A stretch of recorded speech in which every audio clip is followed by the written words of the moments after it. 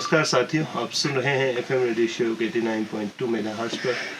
और आज एक ख़ास प्रोग्राम है क्योंकि आज एक ऐसे इंस्पिरेशनल शख्सियत से हम रूबरू होने जा रहे हैं जो कि न सिर्फ नुब्रा वैली को बल्कि पूरे लद्दाख को अपने काम से और अपने स्टोरी से इंस्पायर किया है। आज हमारे साथ है ma'am Rigzin. Thank you so much ma'am, आप यहाँ पर आए। Thank you so much for having me. यहाँ से हार्वर्ड तक आप पहुँचे और अभी बहुत सारे सोशल वर्क्स कर रहे हैं, गांव में एजुकेशन को बढ़ावा दे रहे हैं। तो उस बारे में आप प्लीज़ थोड़ा अपने बचपन से आपके बचपन से हम स्टार्ट करते हैं। जी तो मेरा बचपन ऐसे कुछ अलग नहीं रहा है। तो लामडोन स्कूल जब शुरू हुआ था तो हमारे बैच के साथ ही शुरू हुए थे। तो मेरे बचपन 5th स्टैंडर्ड तक मैंने सुमुर में ही पढ़ाई की थी। तो वो मेरा सबसे मतलब यादगार दिन थे, क्योंकि गांव में रहने का मतलब है आप अपने फैमिली के साथ रहते हो, आप अपने रिश्तेदारों के साथ रहते हो और अपने पूरे गांव वालों को एक फैमिली की तरह देख के और उनके साथ सीखते हैं, खाते हैं, उठते बैठते हैं।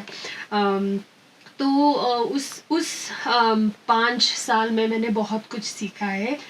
स्पेशली मैं अपने दादी से बहुत ज़्यादा सीखी हूँ मैंने, क्योंकि मैं ज़्यादातर वक्त मैं अपने दादी के साथ और मेरे मम्मी के साथ बिताती थी, क्योंकि मेरे पापा आर्मी में थे तब, अभी रिटायर हुए हैं। तो मोस्टली उनका हमेशा पोस्टिंग बाहर ही होते थे। तो मैं अपने दादी और मम्मी के साथ बहुत कुछ सीखने को मिला है। बचपन से ही लोगों के साथ कैसे रहना है, जैसे अभी हम बोलते हैं कंपैशन, लोगों के लिए काम करना, या हर चीज़ मैंने उन्हीं से सीखा है। तो मैंने बाकी के पढ़ाई पूरे 12th तक मैंने लेके जवाहर नवोदय विद्यालय से पढ़ाई की। तो फिर लद्दाख से हार्वर्ड में जाने का सफ़र कैसा रहा और कौन से ऐसे चीज़ थे उस टाइम पे आपको, कौन सी ऐसे मुश्किलों का सामना करना पड़ा? क्योंकि मैंने हार्वर्ड जाने से पहले करीबन 7 साल एजुकेशन में काम किया है। उसका भी मतलब बड़ा लंबा कहानी है। ग्रेजुएशन और मास्टर्स मैंने दिल्ली से किया था। पहला मेरा मास्टर्स ज़ूलॉजी में था। उसके बाद जब आप पहली बार कहीं बाहर जाते हो, जब मैं लद्दाख से पहली बार दिल्ली गई थी तो मैं बहुत क्लूलेस थी। तो ऐसे कोई गाइडेंस नहीं था, तो मैंने ऐसे ही ज़ूलॉजी ले लिया था। बट मुझे बहुत बाद में मास्टर्स करने के बाद समझ में आया कि मुझे असली में किस चीज़ में रुचि है। तो वो थी पढ़ाई और बच्चों को पढ़ाना और बच्चों के साथ काम करना। तो उसके बाद मैंने बहुत सारे टीच फॉर इंडिया के लिए बाकी जगहों पे काम करने का मौका मिला मुझे। तो बाद में जाके जब मैंने सोचा कि अब मैंने बहुत ऑन ग्राउंड काम किया है बच्चों के साथ, अब मुझे थोड़ा ये देखना है कि अपने ग्लोबल स्तर पर लोग पढ़ाई को कैसे ले रहे हैं, उसमें नए तकनीक क्या हो रहा है, आजकल क्या चल रहा है, उसको हम लद्दाख में कैसे देख सकते हैं। क्योंकि लद्दाख का एजुकेशन सिस्टम इतना नहीं ये हुआ था, मतलब इम्प्रूव हुआ था तब, है ना। अभी भी इम्प्रूव हो रहा है, बट इतना जैसे हम सोचते हैं वैसा नहीं है। तो इसलिए मैंने ये प्रोसेस शुरू किया था कि मुझे थोड़ा ग्लोबल लेवल में दुनिया के स्तर पर लोग क्या कर रहे हैं पढ़ाई में, है ना। तो इसलिए मैंने सारे एप्लीकेशन शुरू किया था। जैसे आपने कहा था कि लोग हम बाहर जाने का भी, दिल्ली तक जाने का भी सोचते हैं। तो जब मैंने हार्वर्ड अप्लाई करने का सोचा था तो मुझे पता था कि ये डिफ़िकल्ट होने वाला है।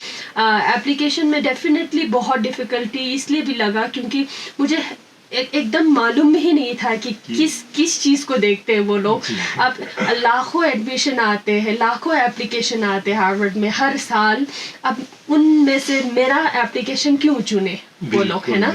वो एक बहुत बड़ा सवाल होते हैं। मैंने क्या सोचा था कि अब मैं कुछ भी ऐसे चीज़ नहीं लिखूंगी, ऐसे बड़ा बड़ा वर्ड फेंक के ऐसे नहीं लिखूंगी। मैं अपना स्टोरी बताऊंगी, बहुत सिंपल, मैं जहाँ से आई हूँ, मुझे क्या करना है, मैं क्या सपना एजुकेशन में देखती हूँ लोगों के लिए, हिमालय के स्पेशली हमारे बच्चों के लिए क्या देखती हूँ। मैंने सिंपल वो ही लिखा है, बस मैंने सिंपली अपना जो भी है दिल में है वो सारे हमने एप्लीकेशन में लिखा था, एंड फॉर्चुनेटली हो गया था। मैम आपने ये बोला कि जब इनिशियली हायर स्टडीज आप कर रहे थे उस टाइम पे आपने जोलॉजी को एज ए मेन सब्जेक्ट लिया, फिर बाद में आपको रियलाइज हुआ कि वो जिस फील्ड में आप जाना चाहते हैं वो जोलॉजी नहीं है।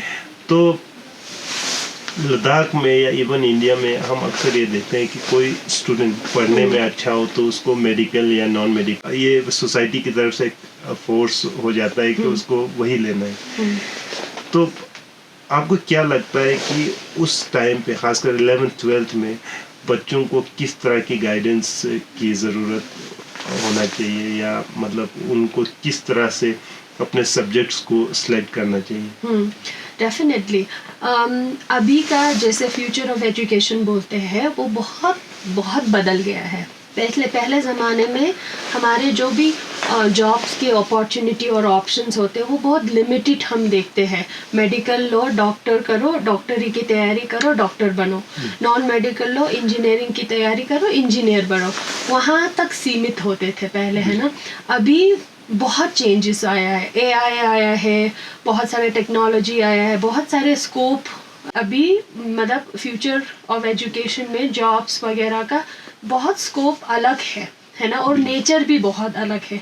तो हम उस ज़माने के सोच को अभी भी रख के ऐसे नहीं करना है। इसलिए मैंने जो देखा है वो ये देखा है कि बच्चों पे बहुत सारे पेरेंट्स बोलो या जो भी एल्डर्स बोलो, जो भी है, हम बहुत सारे अपने ओपिनियंस थोपते हैं। हम ये सोचते हैं कि उनका इंटरेस्ट क्या है वो हमको मालूम भी नहीं है, फिर भी हम बोलते हैं कि नहीं नहीं नॉन मेडिकल ले लो। हमको पहले उनसे पूछना चाहिए आपको क्या करना है।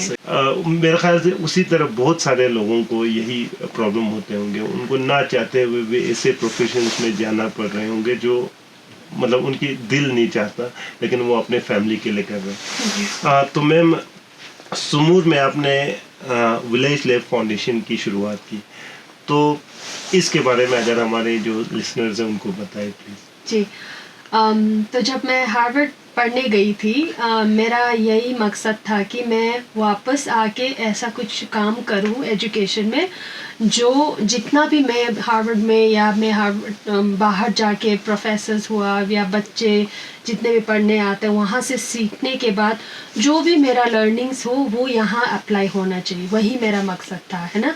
तो कोई जाते हैं कि वहाँ जाके जॉब लाऊं, कोई जाते कि वहाँ जाके किसी और कंट्री में बसूं, ऐसे होते, सबका अपना अपना प्रायोरिटीज़ होते। मेरा प्रायोरिटी यही था कि जितना भी कुछ मैं सीखूं वो यहाँ पे आके अप्लाई करें। तो इन अ वे विलेज लैब फाउंडेशन मैंने हार्वर्ड का ही एक क्लास में ही डिज़ाइन किया था। उस क्लास का नाम है बिल्डिंग अ डेमोक्रेटिक स्कूल करके एक क्लास होते थे।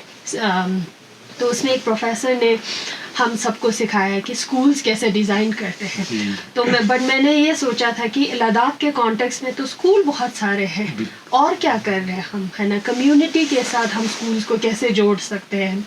तो वो सारे सोच के साथ हमने फिर विलेज लैब फाउंडेशन शुरू किया था।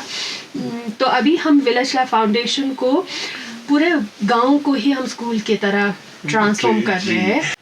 आपकी जो कंसेप्ट है, जहाँ तक मैं समझ पा रहा हूँ कि हम एज ए गाँव को अगर पूरा स्कूल की तरह देखें तो जो हमारी इंडिजिनस नॉलेज है वो भी जो मॉडर्न नॉलेज सिस्टम में इंटीग्रेट हो पाए। शायद, क्या मैं ये सही समझ पा रहा हूँ? हाँ बिल्कुल, यही एक बहुत बड़ा रीज़न भी था कि हम कम्युनिटी के साथ और कम्युनिटी के अंदर ही एक लर्निंग इकोसिस्टम बनाए, है ना। एक और चीज़ में, बाहर की एजुकेशन सिस्टम में या स्कूल एजुकेशन सिस्टम में और हमारे इंडिया के या लद्दाख के एजुकेशन सिस्टम में आपने क्या डिफरेंस पाया, और क्या क्या ऐसे चीज़ है जो बाहर से हम हमारे इंडिया में इम्प्लीमेंट कर पाएंगे? डेफिनेट, वो ये क्वेश्चंस मुझे बहुत आते हैं क्योंकि जब से मतलब एंड स्पेशली मैंने अभी तक यूएस में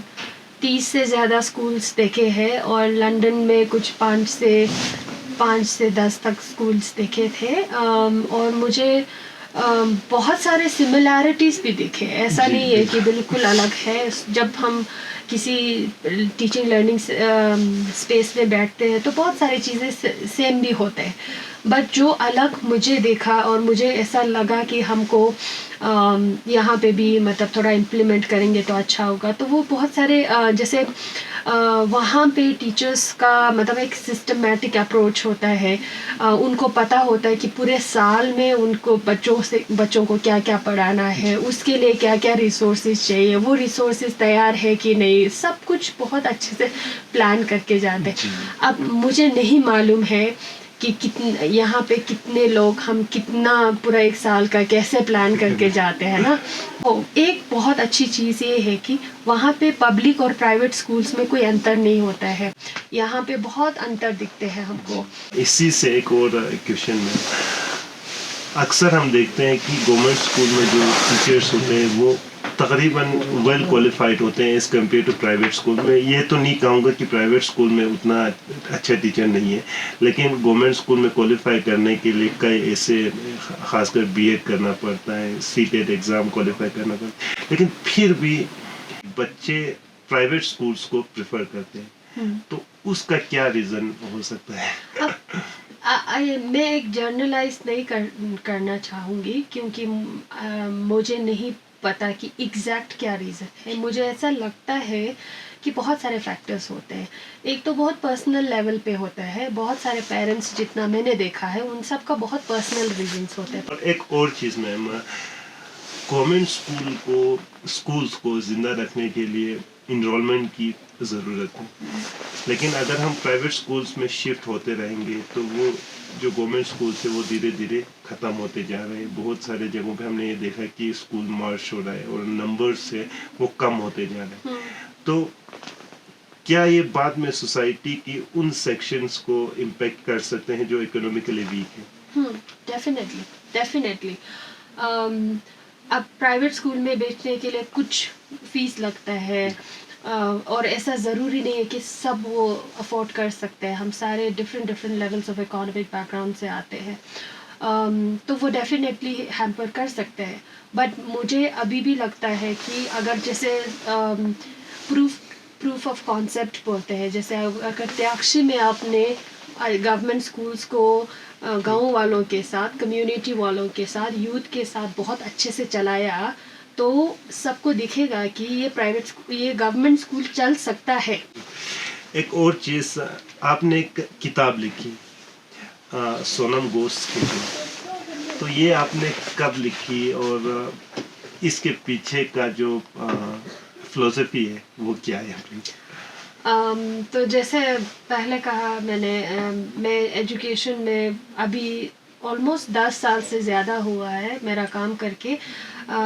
तो जब से काम किया है एक चीज़ का मुझे बहुत ज़्यादा ये होता था कि जैसे भी बुक्स, और मैं बहुत बुक्स पढ़ती हूँ, मुझे पर्सनली किताबें पढ़ना बहुत बहुत अच्छा लगता है और किताबों ने मेरा बहुत मतलब माइंडसेट शिफ्ट बोलो या अपने ज़िंदगी में बहुत सारे बदलाव लाए हैं। तो मैं किताबों को बहुत बड़ा गुरु मानती हूँ और किताबों का बहुत बड़ा फ़ैन।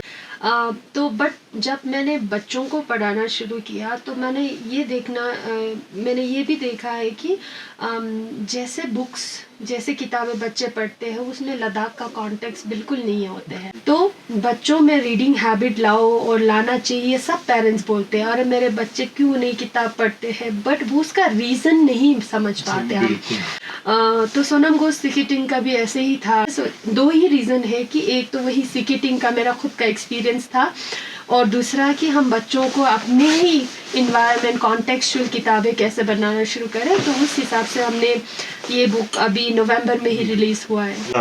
और लास्ट पे मैं ये कहूँगा कि जितने भी लिसनर्स है रेडियो शेयर के, उनके लिए आपकी क्या संदेश होंगे, मतलब आप क्या कहना चाहोगे? Last final message for the listeners of FM radio show. मेरा यही मैसेज होगा कि आप लोगों के पास बहुत एक अच्छा ज़रिया है एक दूसरे के साथ जुड़े रहने का।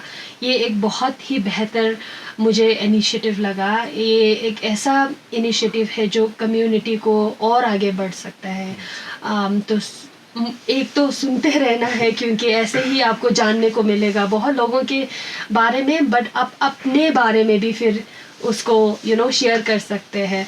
तो thank you so much ma'am, आप इतने ठंड में इतने दूर से यहाँ पर आए, और हमारे जितने भी लिसनर्स हैं उन सभी की तरफ से हम आपका तहे दिल से नमन करते हैं।